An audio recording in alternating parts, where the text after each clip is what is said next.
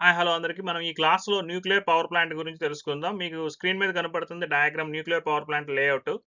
ఇందులో ఏమేం పార్ట్స్ ఉన్నాయి and each and every part గురించి మనం ఎక్స్ప్లెయిన్ చేసుకుందాం ఈ క్లాస్లో. ఓకే, స్టార్ట్ చేద్దాం.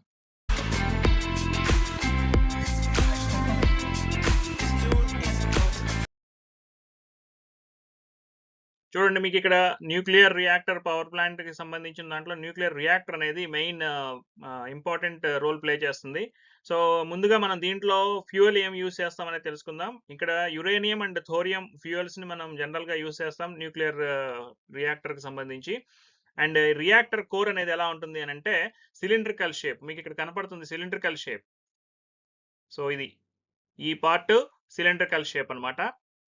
ఇందులో ఏమేమి ఉన్నాయంటే ఇది రియాక్టర్ కోర్ అంటాం దీన్ని. The reactor core is cylindrical in shape, అది బాగా గుర్తుపెట్టుకోండి. And is placed on a large pressure vessel. ఇది ప్రెషర్ వెజల్ అనేసరికి మళ్ళీ ఈ పార్ట్ మీకు అవుట్ సైడ్ ఏదైతే కనపడుతుందో అది totally enclosed in a thick walled shielding structure of concrete about 2 to 3 meters thickness. ఇదేంటి అని అంటే ఈ సైజ్ ఆఫ్ ద కోర్ అనేది ఎలా ఉండాలి అని అంటే ఆ చైన్ రియాక్షన్ ఏదైతే న్యూక్లియర్ ఫ్యూయల్ నుంచి వచ్చే చైన్ రియాక్షన్ ఉంటుందో దాన్ని కంట్రోల్ చేయడానికి సరిపడినంతగా ఉండాలి. నెక్స్ట్ వచ్చేసరికి ఇక్కడ మీకు కనపడుతుంది మోడరేటర్.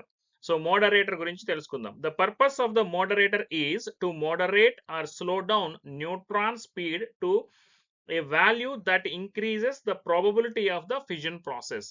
మనకి ఇక్కడ ఫిజన్, ఫ్యూజన్, చైన్ రియాక్షన్ అని 3 రకాలైన న్యూక్లియర్ రియాక్షన్స్ అనేవి ఉన్నవి.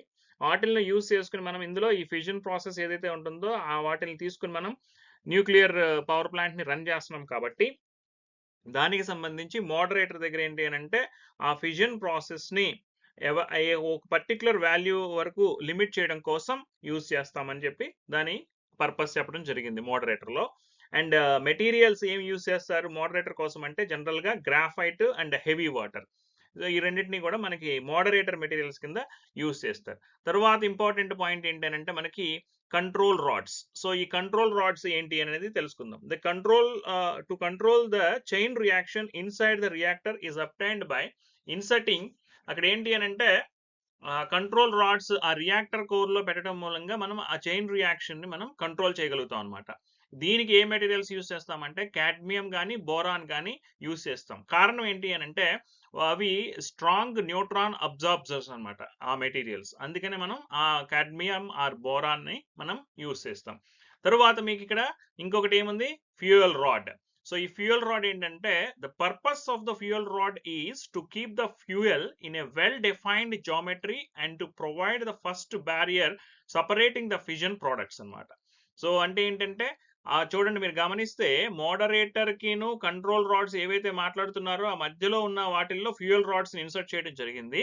అది ఒక బ్యారియర్ లాగా సపరేట్ చేయడం కోసం యూజ్ చేస్తారనమాట. ఇంకా తర్వాత మెయిన్ ఇంకా చాలా ఇంపార్టెంట్ ఏంటి అని అంటే హీట్ ఎక్స్చేంజర్. సో ఈ హీట్ ఎక్స్చేంజర్స్ ఏంటి అని అంటే in the nuclear power plants heat exchangers are used to pass the heat from primary system to the secondary system producing steam from water in the process. మీరు ఇక్కడ గమనించండి, heat exchanger అనేది ఇది. So ఈ heat exchanger లోకి ఏం జరిగింది అని అంటే ఇక్కడ ఒక పైప్ లైన్ ద్వారా యూజ్ చేసినప్పుడు మీరు వాటర్ ని స్టీమ్ కింద కన్వర్ట్ చేసి స్టీమ్ టర్బైన్ వైపు పంపించడం జరుగుతుంది. ఇక్కడ ప్రైమరీ సిస్టమ్ అంటే ఎవరు, ఈ సిస్టమ్ ఇటు సైడ్ ఉన్నది.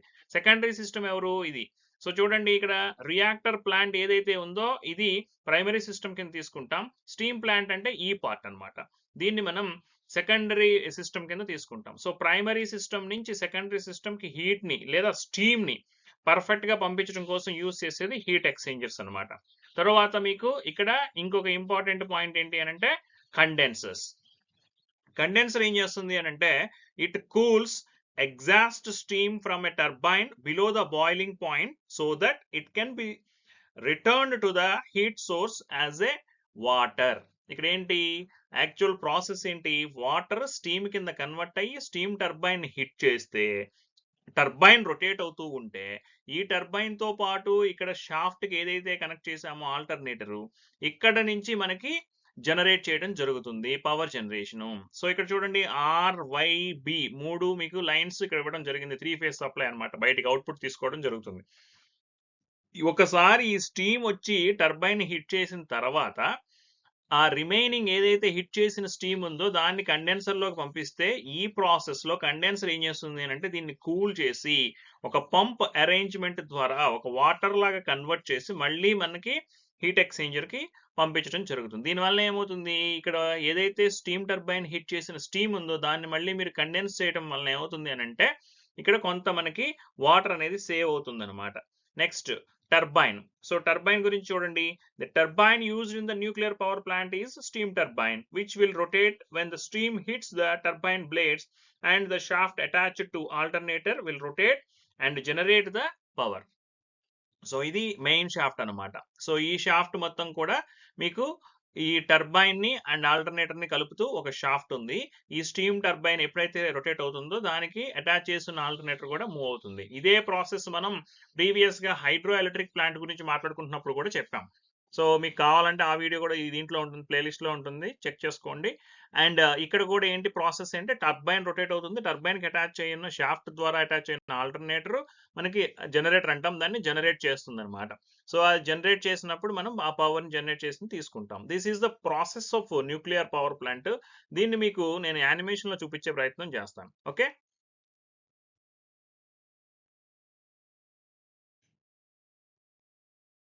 చూడండి, ఇది మీకు యానిమేషన్ లో చూపిస్తాను నేను ఒకసారి. ఎలాగ ఇది స్టీమ్ ఎలా వస్తుంది అనేది మీకు చూపిస్తాను. ఒకసారి గమనించండి మీరు. కొంచెం జాగ్రత్తగా చూస్తే మీకు చాలా ఈజీగా అర్థం అవుతుంది ప్రాసెస్. టోటల్ ప్రాసెస్ లో మనం ఏం చేస్తున్నామంటే వాటర్ ని స్టీమ్ కింద మార్చి స్టీమ్, ఇదిగోండి స్టీమ్ ని ఇలాగా తీసుకొస్తున్నాం. మీకు నేను యానిమేషన్ ద్వారా చూపిస్తాను చూడండి. ఓకేనండి, ఇదిగోండి స్టీమ్. సో ఇది స్టీమ్ అనమాట. ఇప్పుడు ఇది మీకు స్టీమ్ ఇలా వెళ్తుంది అనమాట. ఈ టర్బైన్ ఇక్కడ ఇది ఆల్టర్నేటర్ అనమాట. సో ఇవి RYB ఇంతకు ముందు చెప్పాను కదా మీకు. ఈ సింబల్ ఏంటి అని అంటే ట్రాన్స్ఫార్మర్ సింబల్. దీని మనం ఏంటంటే జనరేట్ చేసింది ట్రాన్స్ఫార్మర్ ద్వారా స్టెప్ అప్ ట్రాన్స్ఫార్మర్ యూస్ చేసుకుంటున్నాం అనమాట.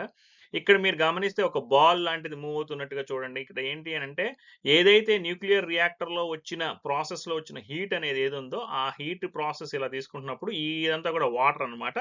ఇది స్టీమ్ కింద కన్వర్ట్ అవుతుంది. ఈ స్టీమ్ కింద కన్వర్ట్ అయ్యింది ఇలా వచ్చి టర్బైన్ హీట్ చేస్తుంది. ఇది ఒకసారి ఈ మెటీరియల్ ఏదైతే తీసుకుంటున్నారో మీరు యురేనియం ఆర్ థోరియం ఫ్యూయల్ తీసుకుంటున్నారో దాని ద్వారా వచ్చిన హీట్ ఏదైతే ఉందో ఇలా వచ్చిన తర్వాత చూడండి మళ్ళీ ఒక కూలెంట్ ద్వారా మళ్ళీ న్యూక్లియర్ రియాక్టర్కి ఇవ్వడం జరుగుతుంది. ఇది ఒక క్లోజ్డ్ పాత్ లాగా మీకు కనపడుతుంది. ఇక్కడ చూడండి టర్బైన్ హిట్ చేసిన తర్వాత కండెన్సర్ తీసుకొస్తున్నాం. సో ఈ కండెన్సర్ నుంచి తీసుకున్న దాంట్లో మనం ఏంటంటే జనరేట్ చేసిన తర్వాత మిగిలిన స్టీమ్ ని కండెన్సర్ కి పంపిస్తున్నాం. కొంచెం క్లోజ్ గా మీరు అబ్జర్వ్ చేస్తే మీకు చాలా ఈజీగా అర్థం అవుతుంది అండ్ గుర్తుంటుంది ఎగ్జామ్లోకి. ఓకేనండి,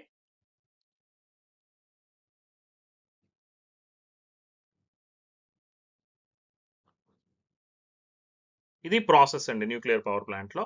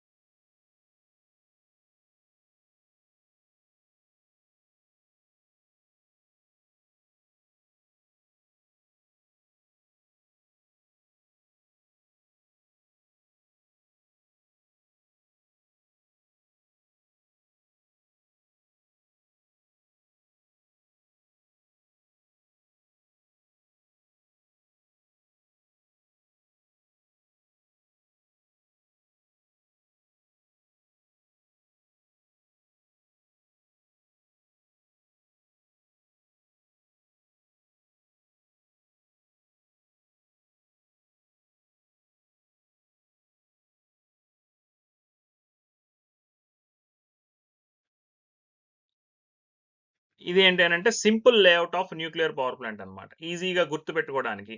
ఎందుకు అంటే ఎగ్జామ్లో కొంచెం ఈజీగా గుర్తుపెట్టుకోవాలి. ఆ డయాగ్రామ్ ఏదన్నా మీరు మర్చిపోతే పరిస్థితి ఏంటి అని అంటే ఇది సింపుల్ గా బ్లాక్ డయాగ్రామ్ లాగా మీకు చూపించాను అనమాట. న్యూక్లియర్ రియాక్టర్, తర్వాత హీట్ ఎక్స్చేంజర్, తర్వాత main valve, steam turbine hit చేయటం, అక్కడి నుంచి ఆల్టర్నేటర్ కి, అక్కడి నుంచి ఫైనల్ గా ఎలక్ట్రికల్ అవుట్పుట్ రావటం. ఇది single line diagram or simple layout of nuclear power plant అంటారు దీన్ని. బ్లాక్ డయాగ్రామ్ అని కూడా అంటారు. సో మీకు ఇది గుర్తుపెట్టుకుంటే కొంచెం ఎగ్జామ్ లో హెల్ప్ అవుతుందని చూపించడం జరిగింది. ఇంకా అడ్వాంటేజెస్ విషయానికి వస్తే ఏంటంటే as a small amount of fuel can generate a huge amount of power. Thus nuclear power is a cheap source of electricity. ఇక్కడ ఏంటంటే మనం థర్మల్ పవర్ ప్లాంట్ గురించి ఇక్కడ ప్రస్తావించలేదు కాబట్టి మీకు నేను చెప్పట్లేదు. యాక్చువల్గా ఏంటంటే అక్కడ కంపేర్ చేస్తే ఏంటంటే టన్స్ ఆఫ్ కోల్ని ఈక్వల్గా ఏంటంటే 1 kg ఆఫ్ ఫ్యూయల్ న్యూక్లియర్ ఫ్యూయల్తో మనం same amount of energy generate చేయొచ్చు అనమాట when compare to remaining power plants. తర్వాత సెకండ్ పాయింట్ ఏంటి, nuclear power plants require less space as compare to any other power station of the similar size. అదే సైజులో అంటే size in the sense ఇక్కడ ఏంటి అంటే జనరేషన్ అనమాట. మనం అదే ఎలక్ట్రిసిటీని జనరేట్ చేయడం కోసం మనం రిమైనింగ్ పవర్ ప్లాంట్స్లో అయితే ఎక్కువ స్పేస్ని తీసుకోవాలి, న్యూక్లియర్ పవర్ ప్లాంట్లకి అయితే తక్కువ స్పేస్తో చేయొచ్చని సెకండ్ పాయింట్లో చెప్పడం జరిగింది. సో థర్డ్ పాయింట్కి వచ్చేసరికి nuclear power is most economical and efficient to produce large capacities of power. అంటే హైయెస్ట్ అమౌంట్ ఆఫ్ పవర్ని జనరేట్ చేయాలి అని అంటే న్యూక్లియర్ పవర్ని మనం జనరేట్ చేయడానికి దెర్ ఇస్ ఏ పాసిబిలిటీ. తర్వాత ఏంటి, since a large amount of nuclear fuel is available అంటే యురేనియం, ప్లూటోనియం అండ్ థోరియం ఇలాంటివి. So nuclear power plant can produce electrical energy for thousands of years. So అంటే ఎక్కువగా fuel use చేయట్లేదు కాబట్టి, మీరు తక్కువ ఫ్యూయల్తోనే ఎక్కువ ఎనర్జీ జనరేట్ చేస్తున్నారు కాబట్టి థౌజండ్స్ ఆఫ్ ఇయర్స్ని మనం న్యూక్లియర్ పవర్ ప్లాంట్ని యూజ్ చేసుకోవచ్చు అని ఇక్కడ చెప్పడం జరిగిందనమాట. Nuclear power plants are generally very neat and clean when compared with a steam power plant. అంటే థర్మల్ పవర్ ప్లాంట్స్ లాంటి వాటితో కనుక మనం కంపేర్ చేస్తే ఇక్కడ కొంచెం nuclear power plants neat and క్లీన్గా ఉంటాయని చెప్పడం జరిగింది. ఇక డిసడ్వాంటేజెస్ విషయానికి వస్తే ఇనీషియల్ ఇన్స్టాలేషన్ కాస్ట్ అనేది చాలా ఎక్కువ న్యూక్లియర్ పవర్ ప్లాంట్కి. ఎందుకనంటే ఓన్లీ మన రియాక్టర్ కన్స్ట్రక్షన్కే చాలా టైం పడుతుంది, చాలా కాస్ట్ కూడా అవుతుంది. ఎందుకనంటే ఇది న్యూక్లియర్ ఫ్యూయల్ కాబట్టి చాలా కేర్ఫుల్గా అట్మోస్ట్ కేర్తో మనం ఆ రియాక్టర్ని కానీ న్యూక్లియర్ పవర్ ప్లాంట్ని కానీ డిజైనింగ్ చేసుకోవాల్సి ఉంటుంది. And at the same time ఏంటంటే అవి పాపులేటెడ్ ఏరియాకి దూరంగా కూడా ఉంచడం జరుగుతుంది. అది కూడా మీకు ఇక్కడ వస్తుంది పాయింట్, నేను చెప్తాను. సో ఇక్కడ nuclear fuel is very expensive because of it's rare nature and it is challenging to control. So ఇక్కడ మనం ఏంటంటే న్యూక్లియర్ రియాక్టర్ దగ్గర కరెక్ట్గా పర్ఫెక్ట్గా మనం దాన్ని ఆపరేట్ చేయించుకోగలగాలి. Specialized knowledge is expected to operate such a type of plant. So the salary bill and other maintenance cost will be higher to operate such plants. అంటే ఇవి మామూలుగా నార్మల్గా ఉన్న పవర్ ప్లాంట్లా కాకుండా న్యూక్లియర్ పవర్ ప్లాంట్లు ఏంటంటే స్కిల్డ్ లేబర్ అంటాం వాళ్ళని. సో స్కిల్ బాగా దాంట్లో ఉన్న నాలెడ్జ్ ఉన్న పర్సన్స్ని మాత్రమే మనం రిక్రూట్ చేసుకోవాలి, వాళ్ళతో మాత్రమే మనం న్యూక్లియర్ పవర్ ప్లాంట్ని ఆపరేట్ చేయించాలి కాబట్టి కాస్ట్ ఎక్కువ అవుతుంది అని చెప్పడం జరిగింది. తర్వాత ఏంటి, radio active nuclear waste contains exceptionally poisonous chemicals like pellets of uranium and plutonium are used as a fuel. So అక్కడ యూజ్ చేస్తున్న ఫ్యూయల్స్ ఏవైతే ఉన్నాయో న్యూక్లియర్ ఫ్యూయల్స్, వాటి తాలూకా వేస్ట్ ఏదైతే ఉందో అది వెరీ మచ్ పాయిజనస్ కాబట్టి దాన్ని మనం ఆ వేస్ట్ని ఎక్కడ మనం డిస్పోజ్ చేస్తున్నాం అనేది చాలా చాలా కేర్ తీసుకోవాలన్నమాట. Nuclear reactors do not respond effectively with the fluctuating load demand. Thus, it is not suited for varying the load అన్నమాట. అంటే ఏంటంటే ఇక్కడ మనకి లోడ్లో 2 రకాలైన లోడ్స్ ఉంటాయి. సో అది అంతా మళ్ళీ సపరేట్గా మనము లోడ్ గురించి చెప్పినప్పుడు ట్రాన్స్మిషన్ అండ్ డిస్ట్రిబ్యూషన్ గురించి వచ్చిన టాపిక్స్లో చెప్పుకుందాం. ఇక్కడికి వచ్చేసరికి ఏంటంటే ఆ లోడ్ వేరియింగ్ లోడ్కి ఏంటంటే అది not suitable for nuclear reactors, nuclear power plant not suitable అని చెప్పడం జరిగింది. ఓకేనా అండి. సో ఇక్కడ ఏంటంటే ఇది న్యూక్లియర్ పవర్ ప్లాంట్ గురించి చెప్పాను. అండ్ ఇక్కడ ఏంటంటే కామెంట్స్లో మీకు నేను కొన్ని క్వశ్చన్స్ ఇచ్చాను, నియర్లీ ఒక 5 క్వశ్చన్స్ ఇచ్చాను. అందులో ఏంటంటే మీ రోల్ నెంబర్ ఫాలోవర్డ్ బై ఆన్సర్స్ని దాంట్లో ప్లేస్ చేయండి. ఎందుకనంటే గూగుల్ ఫామ్లోకి వెళ్తే అక్కడ మళ్ళీ సపరేట్గా లింక్ తీసుకోవాల్సి వస్తుంది కాబట్టి సింపుల్గా ఇక్కడ మీ ఆన్సర్స్ని ఫస్ట్ మీరు రోల్ నెంబర్ టైప్ చేయండి, తర్వాత మీ ఆన్సర్స్ని టైప్ చేయండి. అండ్ మీకు ఏదైనా డౌట్ వస్తే కనుక దాంట్లో ఆ వీడియో నుంచి ఒకసారి చెక్ చేసుకోండి, చాలా ఈజీగా మీకు అర్థం అవుతుంది. Okay, thank you.